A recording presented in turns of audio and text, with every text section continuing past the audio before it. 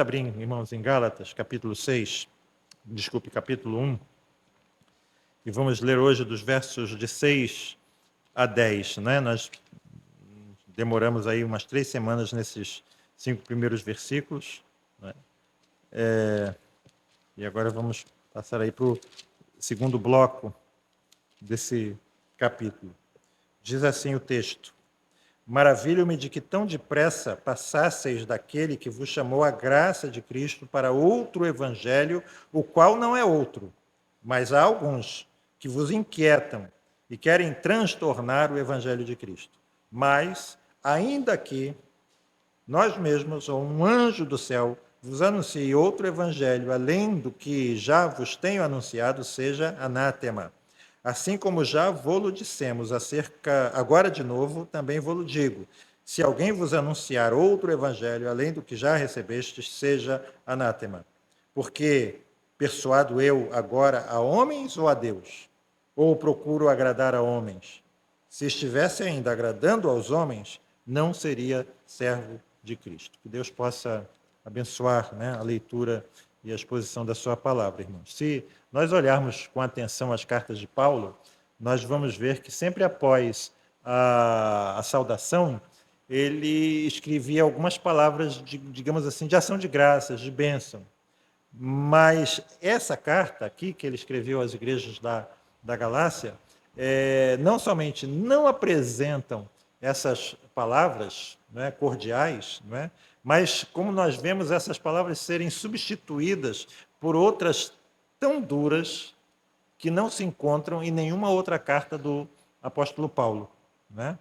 Então, nós precisamos ter aqui, em relação a esse bloco, consciência de que a questão que o apóstolo Paulo está tratando aqui na sua epístola, é muito séria, Né? Não é uma discussão teológica sem consequências, não é um debate meramente acadêmico aqui.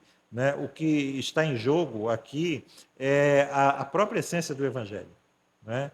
É aquilo que o Evangelho ensina. Então, o que o apóstolo Paulo nos diz aqui tem implicações sérias e implicações eternas.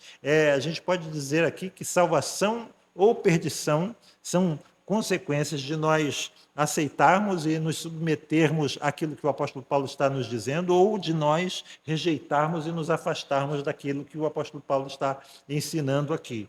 Né?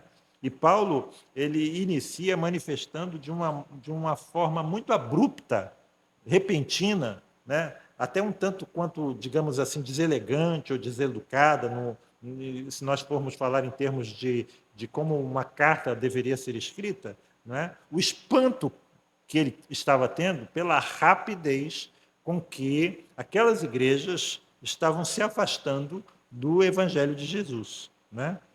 E é interessante aí nessa expressão, eu fechei a Bíblia aqui, tão depressa passasseis, não é, que está aqui na nossa versão, qual versículo? 6. 6, né? Isso. Essa expressão aqui, tão depressa passasseis, se vocês forem ver, a nossa versão, a CF, deu uma tropeçadinha aqui nesse tempo verbal, porque originalmente aqui é gerúndio, né? Tão depressa estejam passando. Ou seja, o que o apóstolo Paulo está dizendo é que o processo, informando a gente, né, que o processo de afastamento do evangelho, ou usando uma palavra mais precisa, o processo de apostasia daquelas igrejas, estava em andamento, mesmo enquanto o apóstolo Paulo estava escrevendo a sua epístola. Era algo que é um gerúndio, certo? E o verbo aqui também traduzido por passasseis, ou seja, o verbo passar, indica aqui no original um processo de troca. É como se o apóstolo Paulo estivesse dizendo assim, os gálatas estão trocando uma coisa por outra, e isso de uma forma muito rápida. E esse verbo aqui no original, ele é usado para indicar mudança de lugar, né? Quando você vai mudar de um lugar para outro, ou também quando você muda de uma religião para outra, ou quando você deixa digamos assim, um sistema moral para adotar um outro sistema moral, ou quando, por exemplo, você sai da esquerda e vai para a direita, não é? Então, nós temos aqui essa expressão. Os Gálatas estavam trocando uma coisa por outra, não é? E isso de uma forma muito rápida. E ele, quando ele diz assim, rápida, de uma forma rápida, nós não temos aqui a certeza se Paulo estava se referindo ao espaço de tempo entre a conversão daqueles irmãos nossos da Galácia ao Evangelho, né, e a chegada dos falsos mestres, ou a ligeireza com que os Gálatas estavam aceitando aquele ensino. Provavelmente o segundo ponto, certo? Eles estavam aceitando muito rápido e muito facilmente o ensino diferente daquele que Paulo os expôs, né? O fato, porém, irmãos, é que o apóstolo Paulo estava atônito, né, por causa da inconstância dos Gálatas, né? Mas, pelo que nós vemos aqui, eles ainda não haviam dado, digamos assim, o passo derradeiro, o passo definitivo. E para impedir que isso aconteça, é que Paulo está escrevendo para eles, né? Então, Paulo está aqui percebendo de uma forma muito clara o perigo que aquelas igrejas estão passando. Por quê? Porque elas estavam abandonando não a Paulo, elas estavam abandonando não um partido humano, mas elas estavam abandonando a Deus e Pai que os chamou e a seu Filho Jesus Cristo que deu o seu sangue por eles. Não é um partido humano, mas o próprio Deus. Eles estão passando da graça de Cristo, diz o apóstolo Paulo, né, no verso 6, para outro, reparem essa expressão, outro evangelho. Essa palavra outro no grego é expressa de duas formas diferentes. A gente só tem uma palavra no português, mas no grego existem duas palavras que nós traduzimos por outro. É alós, que é outro do mesmo tipo, e heteros, de onde vem heterossexual, que é outro de tipo diferente, né? E Paulo está dizendo, ele usa esse verbo heteros aqui. Paulo está dizendo o seguinte: vocês estão trocando a graça de Cristo, ou melhor, vocês estão trocando aquele que os chamou, não é isso que ele está dizendo aqui? O chamou a graça de Cristo, aquele que chamou a graça de Cristo. Reparem, essa palavra é importante, né? Nós já sabemos o que ela significa, não sabemos? Não é? A graça de Cristo. Então, reparem, vocês não estão abandonando só a graça de Cristo, vocês estão abandonando aquele que chamou vocês a essa graça, né? Por um evangelho diferente, heteros. Outro evangelho, mas não do mesmo tipo.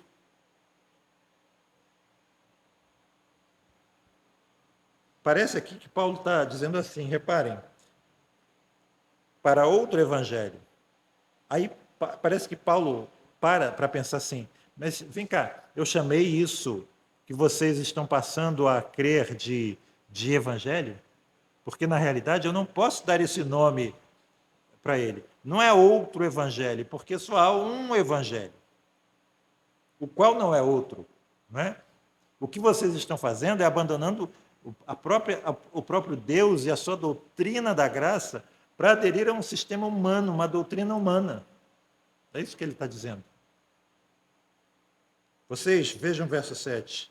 Não percebem que estas pessoas estão inquietando vocês?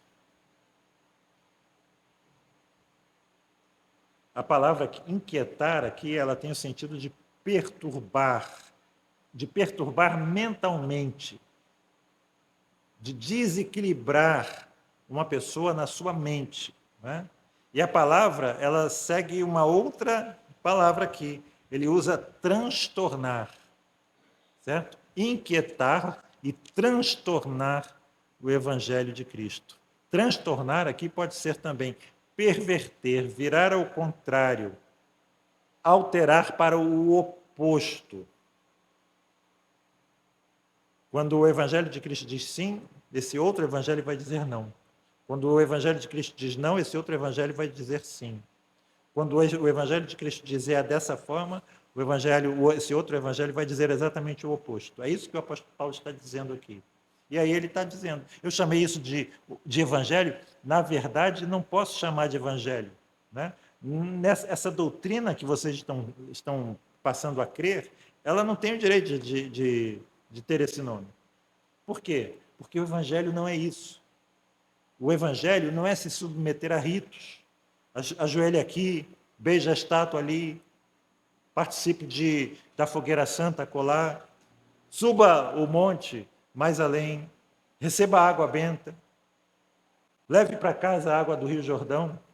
Então, pode fazer um kit, né, com a água do Rio Jordão, leva também um frasco de óleo ungido e você pode ganhar, se você levar a água do Rio Jordão e o frasco de óleo ungido, você pode ganhar de graça, pode levar de graça, então, um frasquinho com o sal grosso do Mar Morto. O Evangelho não é isso. O Evangelho não é participar de cerimônias, não é também um mero sistema de conselhos morais, não é um conjunto de regras para você ser vitorioso, para você estar bem nessa vida, não são regras de bem viver. O Evangelho são as boas novas. O Evangelho é a proclamação de uma grande obra, que é a obra da redenção. O Evangelho é anúncio de um grande ato de reconciliação. O Evangelho é a oferta que Deus faz aos homens para que os homens se reconciliem com Ele, mediante a fé em Cristo Jesus. Esse é o Evangelho. E o apóstolo Paulo continua dizendo, mas se nós mesmos, ainda que nós mesmos, verso 8, ou mesmo um anjo do céu, ou qualquer outra pessoa, falar qualquer coisa diferente disso que eu acabei de falar para vocês, que seja anátema. Anátema. Reparem aqui esse mais com que o versículo 8 inicia. Ele apresenta aqui para nós, o apóstolo Paulo, uma suposição. Suponha que isso aconteça. Suponha que eu vá a vocês, ou um anjo do céu vá a vocês, falando o que eu acabei de expor aqui. Ou seja, Paulo está dizendo assim, mas, maravilha das maravilhas, espanto dos espantos, se isso porventura vier a acontecer, seja anátema. Paulo, será isso mesmo que você quer dizer? Você quis dizer exatamente isso? Você não se deixou levar aqui pela emoção? Hoje eu estava vendo um vídeo de um deputado dizendo assim, eu não faço política com o fígado, eu não faço política com as entranhas. Será que, Paulo, você se deixou levar pelas entranhas e pelo fígado? Será que você se deixou levar pela emoção e usou uma palavra sem muita reflexão, uma palavra forte demais? Paulo, será que você não quer se retratar? Não quer voltar atrás? Não gostaria de abrandar o que você disse aqui? Não está sendo severo demais com aqueles nossos pobres irmãos, coitados deles? Anátema. É uma palavra muito dura, Paulo. Esse termo, irmãos, originalmente significava devotado a Deus, destinado a Deus. Né? É quando um animal era separado para ser sacrificado. Ele era anátema. Mas, com o tempo, essa palavra passou a significar coisa destinada à destruição, maldita, amaldiçoada. E é esse o sentido da palavra no Novo Testamento, nas poucas vezes que ela aparece. Né? Ou seja anátema aqui, seja maldito, que a maldição de Deus caia sobre você de forma indescritível. É isso que o apóstolo Paulo está desejando aqui. Ou seja, não existe nenhuma forma mais forte no Novo Testamento de condenar, de destinar alguém à condenação do que essa palavra aqui. Né? E aí a gente pode perguntar, é isso mesmo que você quer dizer, Paulo? Não quer se retratar? E aí ele vai dizer no verso 9, assim como já vou-lo dissemos, agora de novo também digo. Não quero me retratar, não. Eu quero dizer novamente, seja anátema. Para que vocês não tenham dúvida, eu vou repetir. Agora eu quero que você preste muita atenção, que o apóstolo Paulo, ele não estava dizendo essas palavras a homens que estavam pregando, por exemplo, religiões orientais, ou ele não estava falando com essas palavras para gente que está pregando religiões africanas. Ele não está dizendo essas palavras para ateus, militantes que pregam o ateísmo na televisão, não é? Ele não está dizendo essa palavra para nenhum pagão, mas ele está dizendo, ele está pronunciando esse anátema a homens que se diziam pregadores do Evangelho. Isso é importante. Não é fora dos nossos arraiais, é supostamente dentro dos nossos arraiais. Então nós precisamos ter olhos para ver que muita gente hoje está pregando um outro evangelho, que não é o evangelho de nosso Senhor Jesus Cristo. E continua a palavra inspirada dizendo que para essas pessoas recai esse anátema. A gente não pode se iludir, se enganar com relação a isso, certo? Existem falsos pregadores na televisão, ganhando muito dinheiro, viajando em jatinhos. Mas eles vão ouvir, no devido tempo, aquela palavra de Jesus. Jamais vos conheci, nunca vos conheci. Apartai-vos de mim. É a palavra que eles vão ouvir. E, finalmente, irmãos, reparem aqui o versículo 10. Porque persuado eu agora a homens ou a Deus? Procuro agradar a homens? Se estivesse ainda agradando aos homens, não seria servo de Cristo. Esse versículo 10 é a resposta de Paulo àquilo que nós já vimos, né?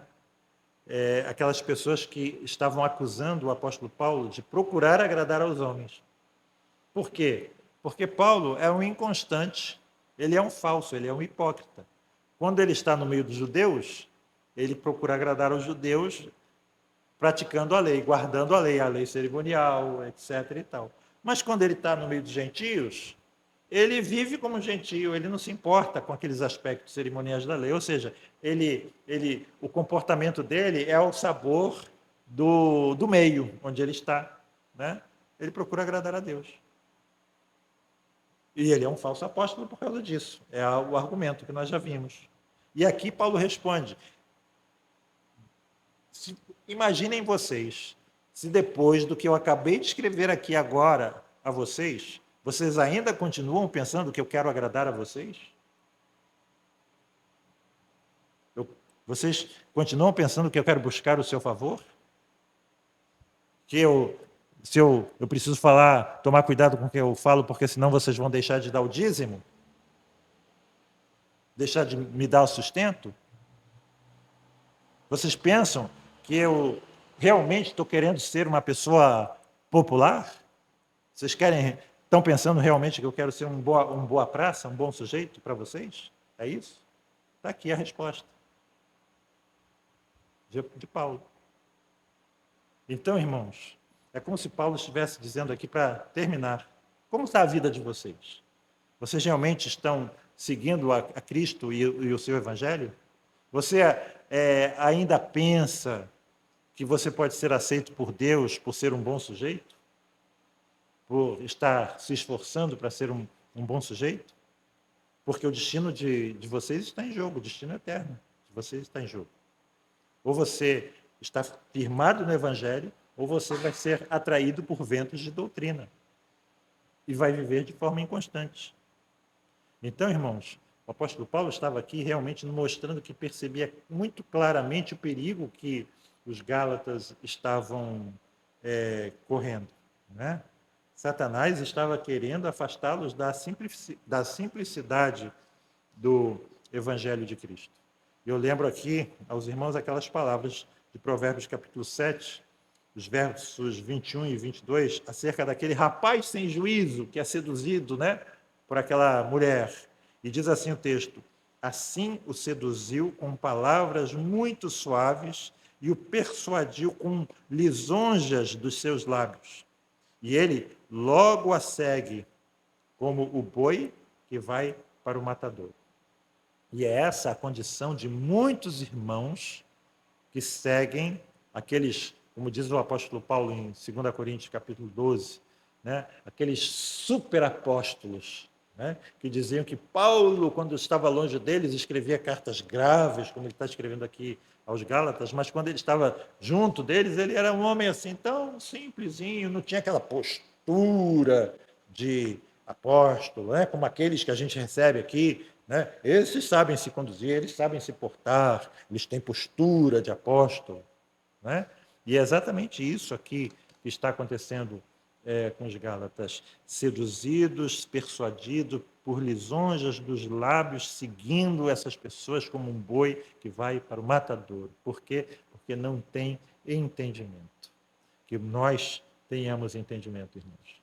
Que a gente possa ouvir as palavras da Escritura Sagrada. Que nós possamos ouvir aqueles mais experimentados. Que possamos seguir em direção à estatura do varão perfeito, para que a gente não seja mais, né, atraído de um lado para o outro por vento de doutrina. Que Deus nos abençoe, irmãos. Amém.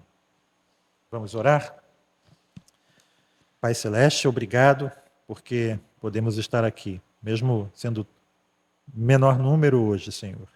O que queremos é que o Senhor nos encontre sempre constantes, sempre com essas portas abertas, sempre tendo a esperança de que, se dobrarmos os nossos joelhos, se nos arrependermos dos nossos pecados, se buscarmos a Tua face, Senhor Deus, se voltarmos os nossos olhos, os nossos corações a Ti, o Senhor terá misericórdia de nós e o Senhor vai, Senhor Deus, fazer prosperar a nossa terra, Senhor. Que muitos, Senhor Deus, possam buscar a Tua face, muitos e muitos possam interceder uns pelos outros, que muitos e muitos, Senhor, possam interceder por esta nação, para que finalmente o Senhor derrame do Teu Santo Espírito, produzindo em nós arrependimento, mudança de vida, Senhor Deus, santidade, Senhor Deus, de vida, Senhor Deus, para que sejamos santos como Tu és santo, Senhor Deus, para que a glória do Senhor possa, enfim, dominar esta nação, e não somente esta nação, mas dominar o mundo inteiro que o Senhor criou, para a glória, para a honra e louvor do Teu santo e excelso nome. No nome de Jesus. Amém. Amém. Glória seja ao Pai, ao Filho e ao Santo Espírito, como era no princípio, e hoje para sempre, eternamente. Amém. Amém. Amém, irmãos.